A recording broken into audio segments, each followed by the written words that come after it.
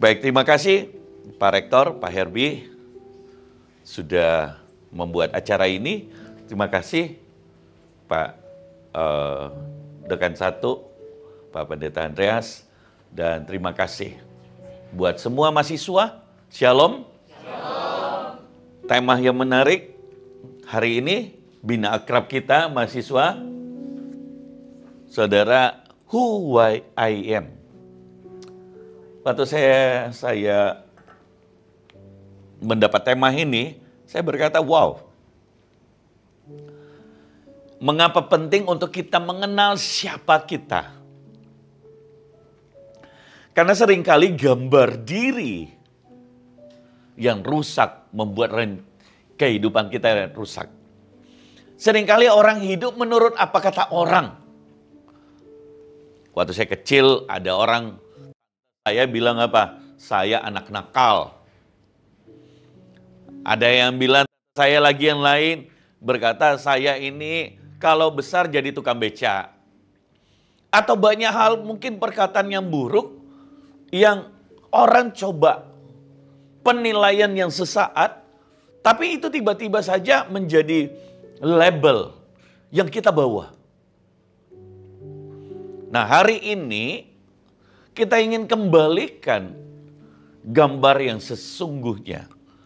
Dan kita masuk lebih jauh untuk kita mengenal siapa kita di dalam Kristus.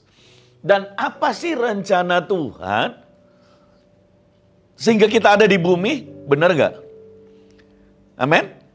Amin. Setelah kita mengenal siapa kita di dalam Kristus, dan kita tahu bahwa lewat penebusan Yesus di atas kayu salib, kita menjadi anak-anaknya. Kita menjadi warga kerajaan Allah. Kita bukan dari dunia ini, kata firman Tuhan, tapi kita dipilih. Dan Tuhan yang memilih kita, Tuhan yang mengasihi, Tuhan yang menebus kita. Tapi setelah itu, untuk melakukan pekerjaan-pekerjaan yang baik di dalam Allah. Mari kita lihat Efesus pasal yang kedua. Efesus 2 ayat yang ke-10. Saya ingin coba ngalir. Saya dibantu.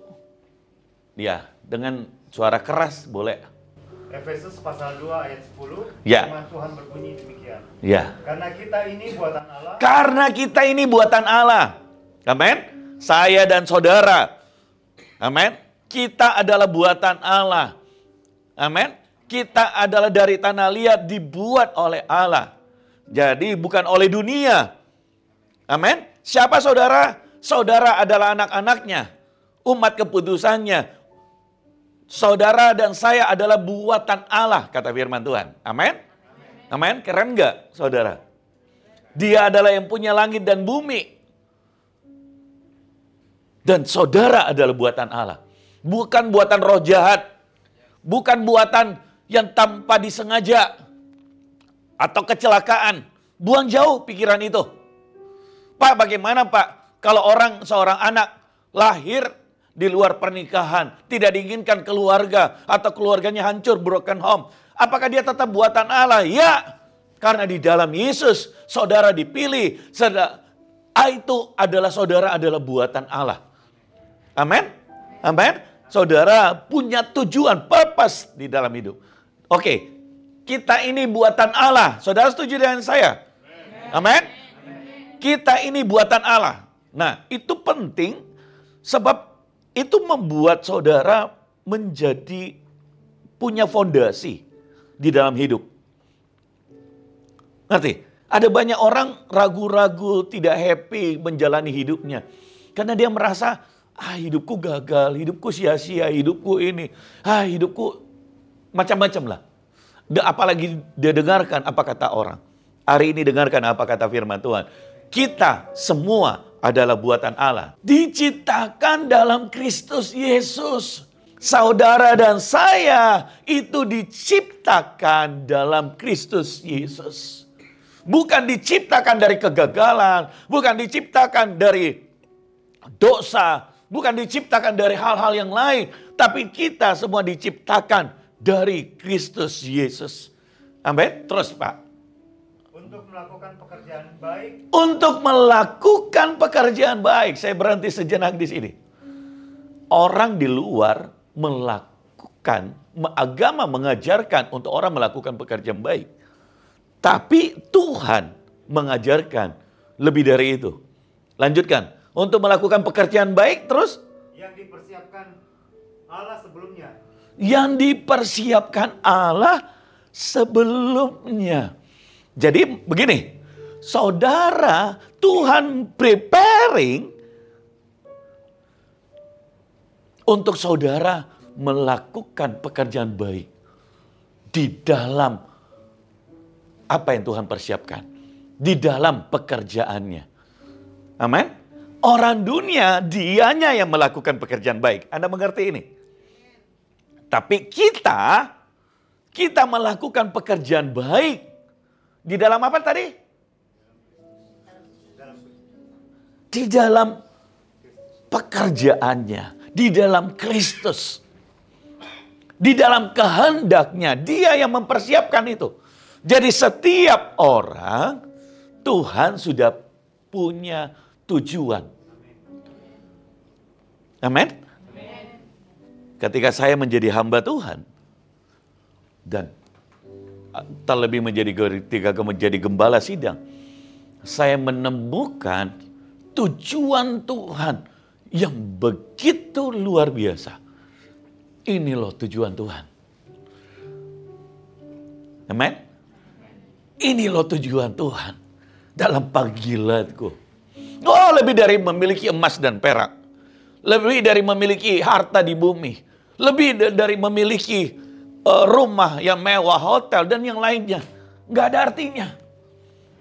Dibanding dengan saudara masuk di dalam panggilan Tuhan atas hidupmu. Saudara menemukan siapa saudara. Itu yang tadi dikatakan. Kita melakukan pekerjaannya. Amin. Pekerjaan baik di dalam pekerjaan yang dia sudah sediakan. Jadi bukan kita melakukan pekerjaan baik kita. Ngerti? Orang dunia melakukan pekerjaan baik, nolongin orang ini. Tujuannya lagi duit lagi. Saudara, supaya dia terlihat baik ada tujuannya. Tapi kita tidak. Kita melakukan pekerjaan baik untuk kemuliaannya. Kita melakukan pekerjaan baik di dalam pekerjaannya. Pekerjaan yang dia sudah sediakan. Amin? Amin? Amin, saudara. Temukan rencana Tuhan itu dalam hidupmu. Saudara mengerti? Saya ingin memastikan saudara. Boleh angkat tangannya yang mengerti? Saya pelan-pelan ya. Oke, saya ulangi sekali lagi. Manusia, agama mengajarkan kita melakukan pekerjaan yang baik. Dia butuh pertolongan. Saya tolongin. Oh, dia bisa main keyboard. Kebetulan saya bisa. Oke, saya bantu. Oh, dia lagi punya masalah. Saya. Itu baik nggak? Baik. Baik nggak? Baik.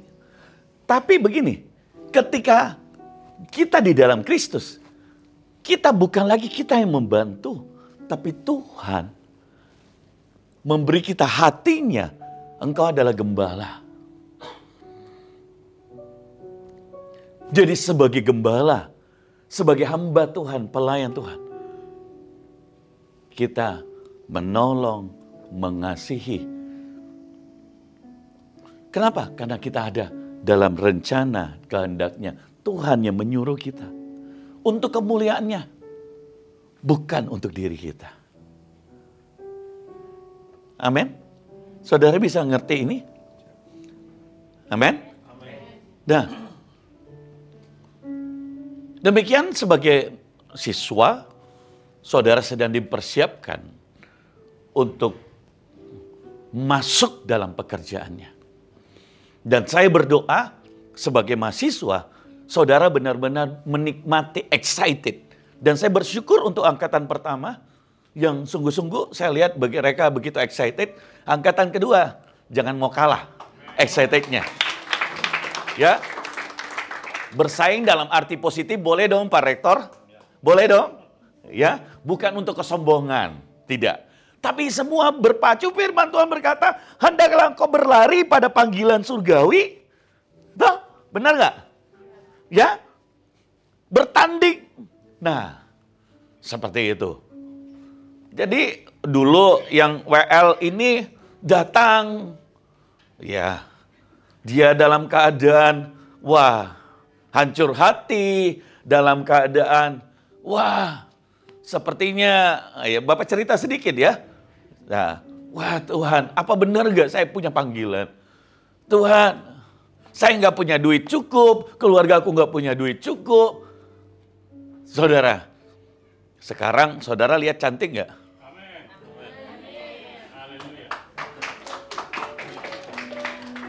Dulu, sekarang sudah putih saya lihat. Wih. Dulu hitam sekali. Dulu dia nggak percaya diri untuk ngobrol sama saya saja. Dia nggak percaya diri.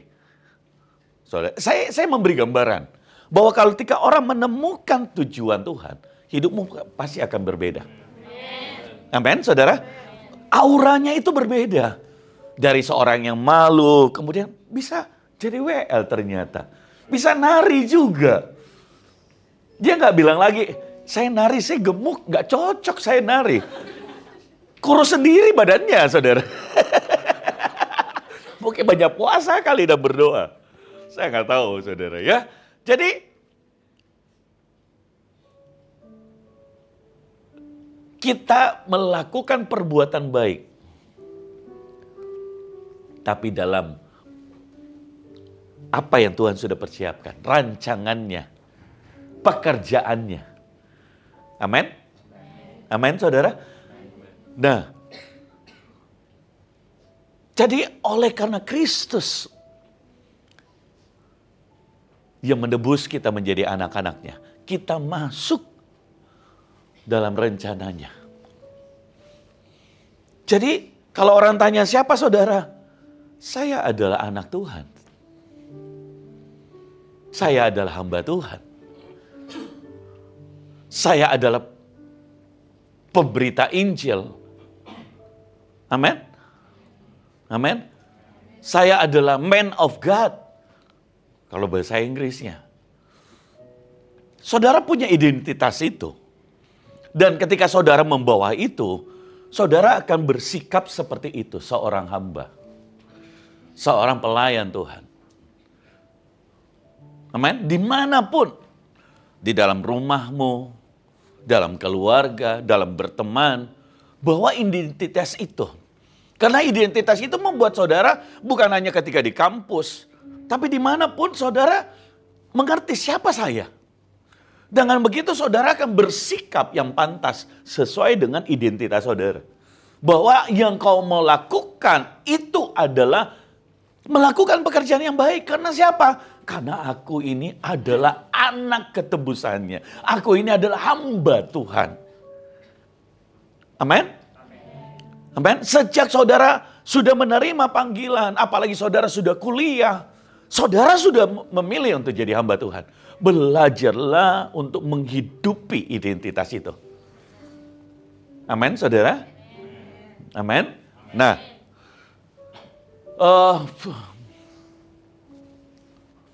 Filipi 1 ayat yang ke-6.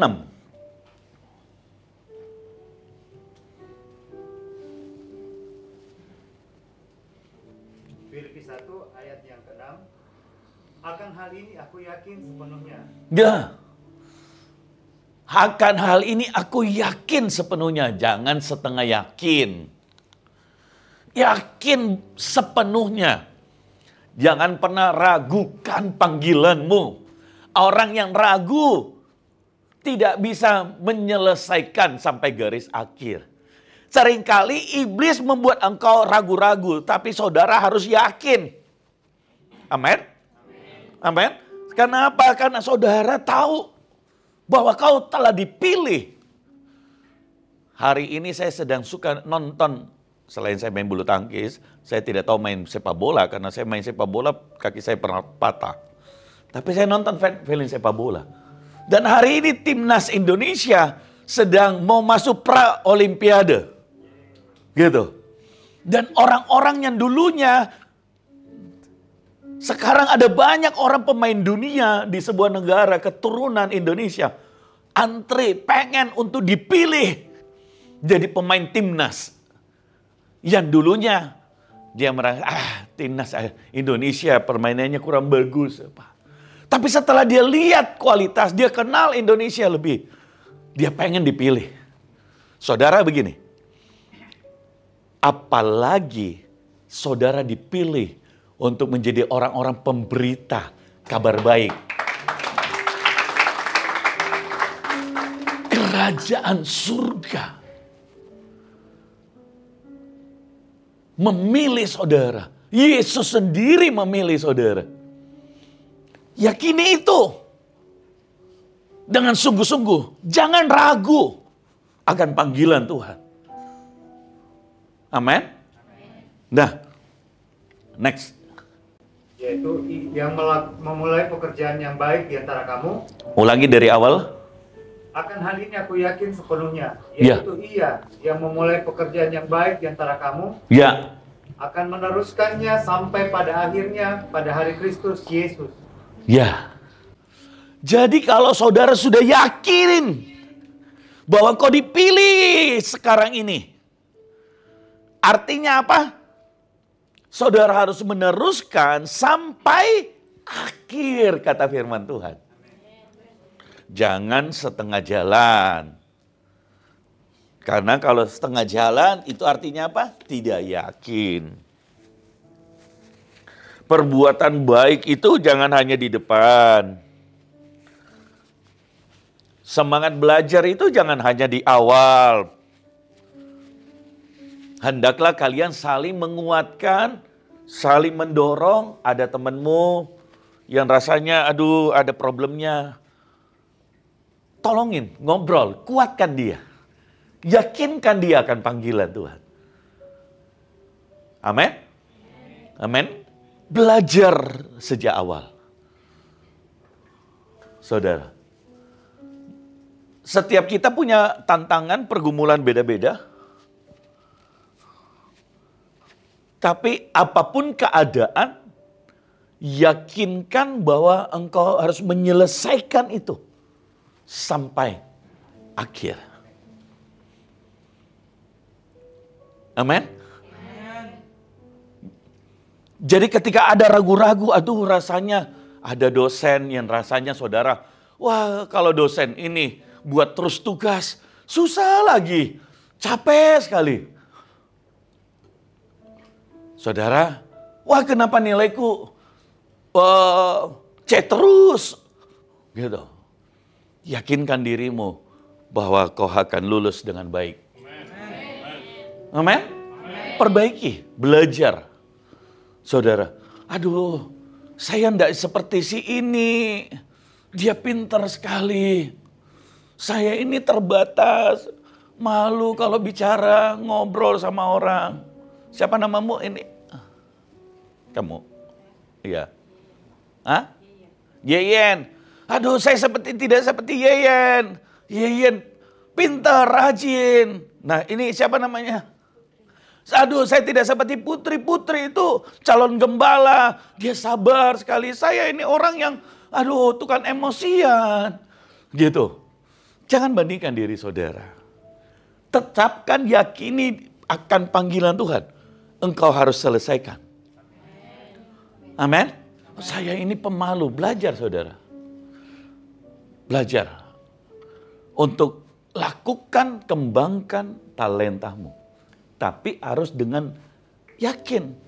Orang itu kalau melayani, dia sendiri sudah yakin, maka yang dia layani itu menjadi yakin enggak? Kalau saudara pimpin puji-pujian, kemudian kau tidak hafal lagunya, terus mau nyanyi, yang main keyboard juga bingung. Yang main bass lebih lagi. Yang somen rasanya mau diturunkan aja, dikasih mati.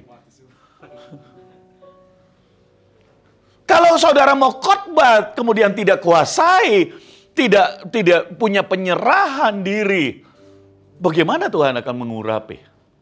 Saya khotbah tiap hari di devotion pagi, selalu mandat setiap baru. Khotbah 6 kali di gereja orang, khotbahnya berbeda. Nah, kalau saudara tidak melatih diri, punya tanggung jawab. Kadang-kadang saya sakit, tapi saya nggak mau bilang sama ibu, saya sakit. Kenapa? Kalau ibu saya ngomong, dia akan khawatir. Dan dia bilang, sudah Mi ganti orang lain. Saya enggak. Kenapa? Karena saya punya keyakinan akan tanggung jawab panggilanku. Amin? Amin, saudara? Apa yang kita sudah ambil, apa yang kita sudah mulai, yakini itu. Amin? Tidak ada sesuatu mimpi yang besar tanpa sebuah langkah yang kecil. Kalau engkau punya mimpi yang besar, cita-cita yang besar, mulailah melangkah dengan satu langkah kecil, tapi dengan penuh keyakinan bahwa engkau akan menyelesaikannya sampai akhir.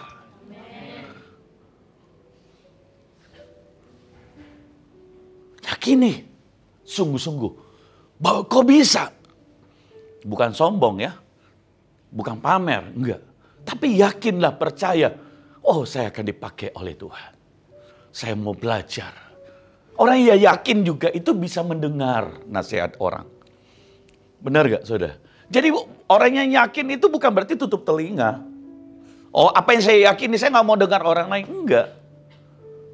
Tapi orang yang yakin itu juga, dia juga bisa mendengar dari orang. Karena itu bisa menambah keyakinannya, ataukah menyempurnakan keyakinannya. Amen? Jadi yakinnya bukan seperti orang lain, orang dunia. Yakin buta, biar salah, pokoknya saya yakin prinsipku begini. Saya yakin pasti, enggak saudara. Waktu saudara yakin di dalam Kristus, saudara juga mendengar dari orang, belajar. Mungkin saudara bisa salah, tapi saudara tetap melangkah dengan yakin. Mungkin saudara ada kerikil yang membuat engkau sakit kakimu, tapi kau mesti tetap berjalan. Mungkin ada waktunya mengeluarkan darah, tidak apa-apa, sambil kau balut, sambil ini, kau tetap terus berjalan. Dan dia akan sembuh. Amin. Keyakinan itu diuji, saudara. Iman itu diuji. Seberapa sih kau yakin akan panggilanmu? Dan Tuhan sendiri menguji iman dari Abraham. Seorang hamba Tuhan dipakai Tuhan, bahkan di gereja Tuhan. Firman Tuhan berkata dia akan menguji semua perabot itu. Pemurnian harus dari bait Allah. Ya toh? Jadi apa yang kau kerjakan itu diuji oleh Tuhan. Apakah kau sungguh-sungguh yakin? Seorang yang dipakai Tuhan perkataannya harus bisa dipercaya. Nggak bisa hari ini dia bilang A, besok dia bilang C, lusa dia bilang D, minggu berikutnya dia bilang Z. Lompat-lompat tidak bisa dipegang. Itu orang yang nggak yakin tuh. Amin? Amin? Jadi ketika saudara memilih untuk menjadi pelayan Tuhan, dalam panggilan tugas apapun juga, lakukan dengan yakin dan jangan pernah mudah untuk meletakkan panggilan itu, tugas itu. Tapi kalau kita sudah memulainya, kita sudah mengerti ada tantangan, ada masalah. Tapi saya yakin ini dari Tuhan. Saya mesti menyelesaikan. Amin. Amin, saudara. Saudara diberkati. Lukas pasal yang ke-5, ayat 1 sampai dengan ayat yang ke-7. Ini cerita tentang bagaimana, tidak usah dibaca, tentang Petrus yang gagal menjala ikan. Lukas pasal yang 5 ayat 1 sampai 7. Atau bisa dibaca dengan cepat sekali. Lukas pasal 5 ayat 1-7. Pada suatu kali Yesus berdiri di pantai Danau Genesaret, sedang orang banyak mengerumuni dia hendak mendengarkan firman Allah. Ia melihat dua perahu di tepi pantai. Nelayan-nelayannya telah turun dan sedang membasuh jalannya. Ia naik ke dalam salah satu perahu itu, yaitu perahu Simon, dan menyuruh dia supaya menolakkan perahunya sedikit jauh dari pantai. Lalu ia duduk dan mengajar orang banyak dari atas perahu. Setelah selesai berbicara, ia berkata kepada Simon, "Bertolaklah ke tempat yang dalam dan tebarkanlah jalamu untuk menangkap ikan." Simon menjawab, "Guru, telah sepanjang malam kami bekerja keras dan kami tidak menangkap apa-apa. Tetapi karena engkau menyuruhnya, aku akan menebarkan jala juga." Karena engkau menyuruhnya, dia masuk dalam pekerjaan baik yang direncanakan Tuhan. Amin. Pastikan begini, saudara mulai mendengar.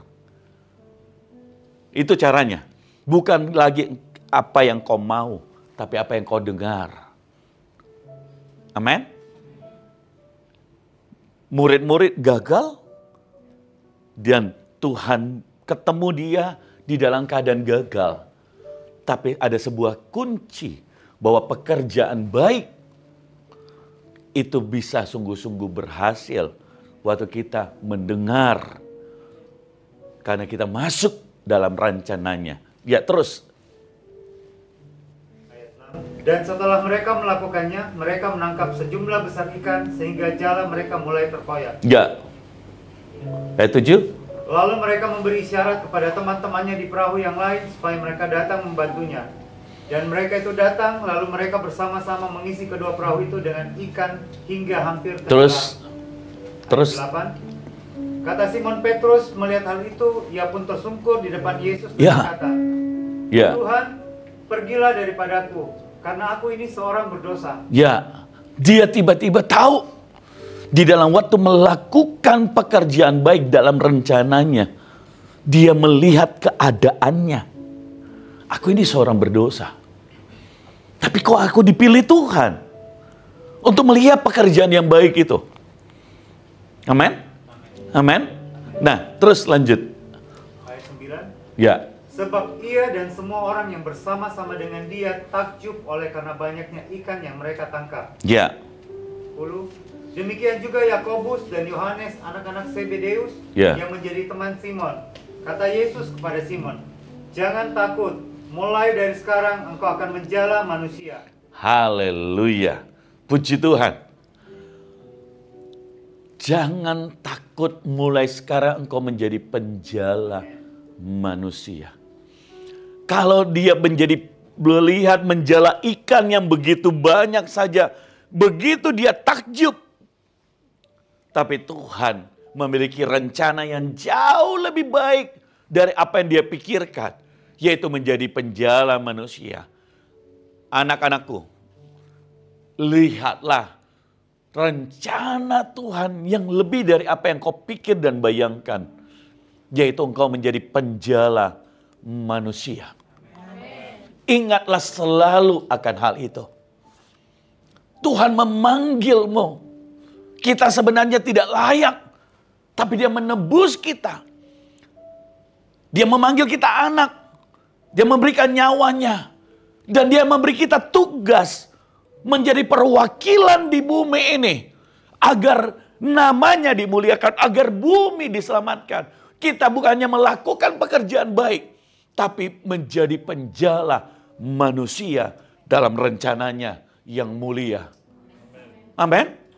Amin. Kita bukannya melakukan pekerjaan baik di orang. Oh, saya menolong orang, saya memberi makan, saya beri ini. Oke, itu baik semua. Tapi kalau saudara melakukan, ada tujuan Tuhan supaya dia mengenal Kristus. Karena tujuannya saudara menjadi penjala manusia. Amin. Itu. Maka saudara setiap kali kau merenungkan hal ini, bersyukurlah. Air matamu pasti akan mengalir. Dan kau berkata, "Tuhan, sesungguhnya aku gak layak. Tapi aku bersyukur. Dan karena kau bersyukur, kau melakukan yang terbaik." Jangan jadi hamba Tuhan. Tujuannya ada apa? Oh, supaya saya terima ini, terima itu. itu gak apa-apa. Nah, dikasih, tapi motivasinya jangan itu. Orang memberi silahkan, tidak memberi juga tidak apa-apa. Karena kita tahu yang kita rindukan adalah menjadi apa? Penjala manusia. Tapi hari ini sangat sedikit orang yang seperti itu. Kalau saudara tidak di PK waktu saudara melayani, itu Tuhan sedang mengujimu. Lakukan lebih baik. Karena engkau penjala manusia. Bukan orang diberi upah dari pekerjaan. Saya punya cara seperti itu. Kalau ada gereja miskin, tidak bisa dia ini. Dan memang Bapak tidak terima. Kecuali mereka paksa ya, saya kembalikan. Saya tabur ke sekolah, saya tabur ke hamba Tuhan yang lain. Tapi justru saya menabur kalau Tuhan suruh. Justru saya bangun kalau Tuhan suruh. Kenapa? Firman Tuhan berkata, kalau kau memberi kepada orang miskin dan dia tidak bisa membalas, engkau mempiutangi Tuhan. Apalagi waktu kau melakukannya untuk Injil. Amin. Bisakah Tuhanmu berhutang? Gak pernah. Istri dan anakku tahu persis. Dia bilang apa? Papa ini ada saja bisa. Dia bisa buat apa saja. Semua perusahaan saya kasih satu-satu. Apa saya kekurangan? Tahun ini saya baru buat bisnis itu di Jakarta. Saya akan buat itu di kota-kota lain. Saya akan buat itu. Apakah kekurangan? Tidak. Karena Tuhan tahu yang kita lakukan adalah untuk apa? Pekerjaannya. Amin. Amin. Jadilah hamba Tuhan yang berbeda. Jangan batasi dirimu, tapi kembangkan diri saudara dan masuk dalam panggilan Tuhan. Saya tutup Efesus 3 ayat 20. Baru kita berdoa. Efesus pasal yang ketiga ayat 20. Berbunyi demikian. Bagi dialah yang dapat melakukan jauh lebih banyak daripada yang kita doakan atau pikirkan. Ya. Seperti yang ternyata dari kuasa yang bekerja di dalam kita. Ya. Bagi dia dapat melakukan pekerjaan yang jauh lebih banyak dari apa yang kita doakan. Jadi saudara nggak perlu khawatir. Ketika saudara masuk dalam rencananya, dia melakukan jauh lebih banyak dari apa yang saudara pikir dan bayangkan, apa yang saudara doakan. Gak usah khawatir masa depanmu, gak usah khawatir istri dan anakmu. Saya bilang gini, saudara, ini rahasianya. Mau berkatnya melimpah, melayani Tuhan dengan percaya, yakin, tulus saja. Dia yang bertanggung jawab. Tapi kalau kau melayani, tidak yakin, kau masih pusing dalam penghidupanmu, ini dan itu, saudara, gak bisa. Ada orang tanya ke saya, Pak Gem, itu sepatunya, sepatu saya, ya saya buka sepatu. Itu gak pernah diganti-ganti Pak Gem. Saya udah pakai itu 3 tahun barangkali. Udah kehujanan pernah, di mana, di Toraja, udah masuk lumpur, sudah pernah di mana, saudara. Kenapa enggak pakai? Satu saya suka, itu enak. Berapa mahal itu? 700.000 kalau saya nggak salah ingat. Jadi 1 juta lebih dapat diskon. Saya ini buka sedikit rahasia, boleh nggak? Saya itu suka beli barang diskon. Yang lain nggak mau diskon toh? Tapi kan nggak mau akui. Kenapa? Kan cuma dipakai fungsinya. Apakah saya nggak punya sepatu yang lain? Banyak. Ada yang mahal? Ada. Tapi kenapa saya pakai itu? Saya suka. 1. Kedua, saya ingin tampil yang apa adanya. Sederhana. Karena kita sudah memilih menjadi hamba Tuhan. Bapak kan pengusaha. Saya punya jam tangan. Saya punya yang lain. Dibelikan oleh istriku. Dibelikan oleh anakku. Saya punya sepatu harga juta. Tapi saya nggak pernah itu. Kayak gimana? Hari ini orang mau jadi hamba Tuhan, itu yang dia pamerkan. Oke, saya ingat baju saya ini cakep nggak? Puji Tuhan, alhamdulillah. Tapi ini kainnya cuma berapa? Dijahitnya 100.000 lebih, udah selesai. Saya bisa itu pakai baju yang minimal 5 juta. Saya bisnis, saudara. Punya uangnya. Tapi saya nggak mau. Kenapa? Karena kalau saya terlalu, saudara, saya nggak bisa relate dengan Injil yang saya beritakan. Kita nggak bisa dekat. Hari ini orang pada tampilannya. Apa yang dia pakai? Oh, jam tangannya. Satu kali anakku mau belikan saya jam tangan. Papa mau ini begini pas ulang. Enggak. Sekarang ada handphone yang lipat 3. Anak saya mau belikan, saudara. Mantu saya, baik. Papa saya beli ini nih, ini. Saudara, ada orang lagi yang mau belikan. Enggak. Sudah. Saya udah masih punya, handphone saya masih bagus. Kejar pengurapan. Hidupi panggilanmu.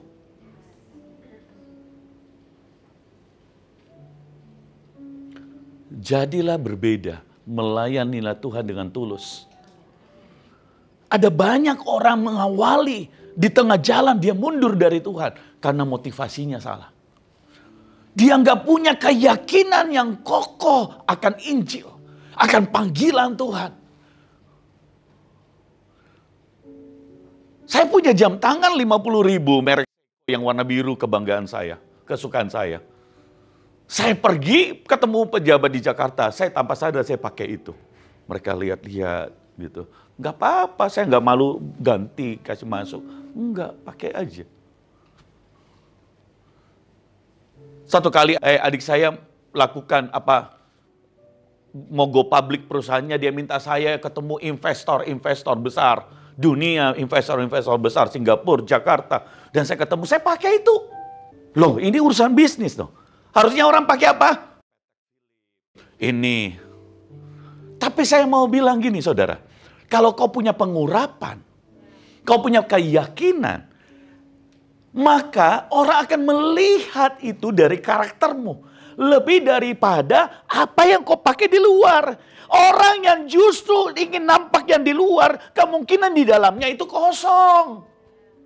Halo? Jadi kalau saudara punya keyakinan, who am I? Saudara nggak malu, nggak perlu malu kan? Saudara tidak menggantungkan, wow saya akan khotbah bagus karena bajuku baru. Oh karena ini baju harga sekian, karena ini jasnya harga sekian. No, Anda punya Injil. Amin. Anda punya kabar baik yang dinantikan oleh orang.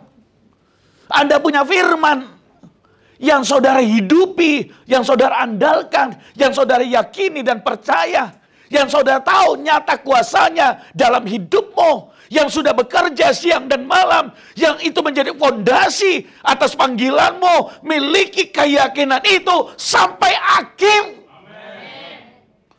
Jangan pernah ragukan panggilan Tuhan. Jangan pernah ragukan ketika Tuhan bicara. Saya tidak pernah meragukan. Saya tidak pernah ragu-ragu ketika Tuhan bicara. Dan saya berdoa akan lahir hamba-hamba Tuhan yang akan menggoncang Indonesia lewat saudara. Ya, masa saya nanti akan selesai, saya nggak tahu berapa lama. Tapi saya masih ingat ketika Tuhan memanggil dalam keadaan saya di penjara. Tuhan kasih mimpi, jadilah gembala di sebuah lapangan. Dan setiap kali berbicara, saya mendengar tulang itu tulang-tulang itu dibangkitkan. Saya mendengar tulang-tulang itu bergeretak. Mereka teriak minta ampun kepada Tuhan. Saya melihat ribuan orang. Saya berkata, Tuhan, ini narapidana. Saya sedang di penjara.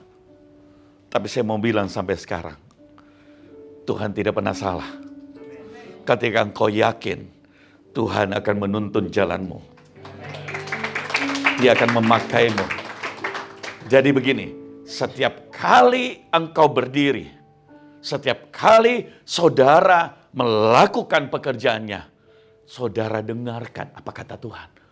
Dan waktu kau dengarkan, kau masuk dalam rencananya dan lakukan dengan yakin, jangan ragu-ragu.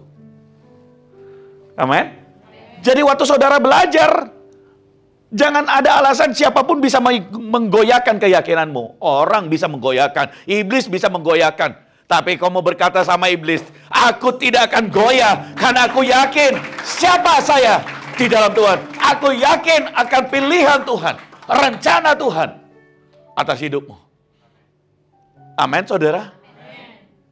Saya jemput kita bangkit berdiri.